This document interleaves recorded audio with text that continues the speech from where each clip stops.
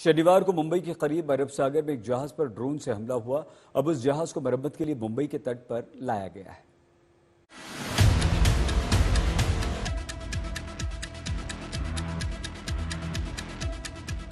Japan के chemical tanker पर शनिवार को अरब सागर में ड्रोन हमला हुआ, जिसके बाद अमेरिकी रक्षा मंत्रालय पेंटागन ने दावा किया कि हमला ईरान ने किया।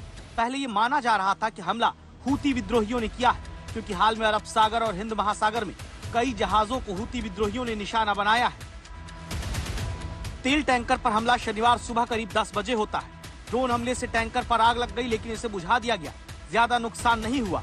जिस वक्त टैंकर पर हमला हुआ वो भारत की तटीय सीमा से करीब 200 नॉटिकल माइल्स की दूरी पर था। टैंकर पर सवार चालक दल के सभी सदस्य सुरक्षित हैं, जिनमें करीब 20 भारतीय भी शामिल हैं।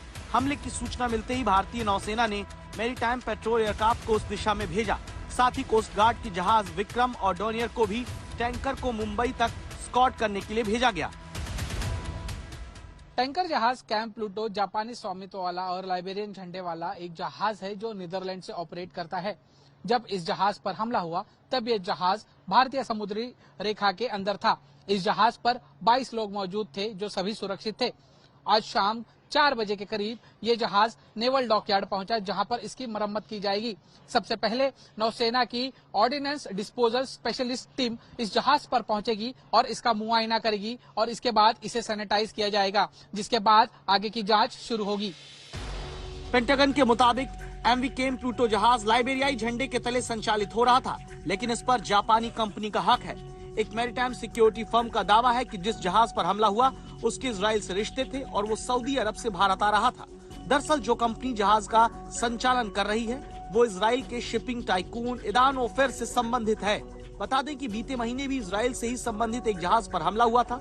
जब से इजराइल हमास का युद्ध शुरू हुआ तब से लाल सागर इलाके में कार्गो वेसल, तेल टैंकर्स पर हमले की घटनाएं ज्यादा हो रही हैं। हूती विद्रोहियों ने इस दौरान 100 से ज्यादा ड्रोन हमले किए, जिनमें 35 अलग अलग देशों के कार्गो वेसल और तेल टैंकर को निशाना बनाया गया है।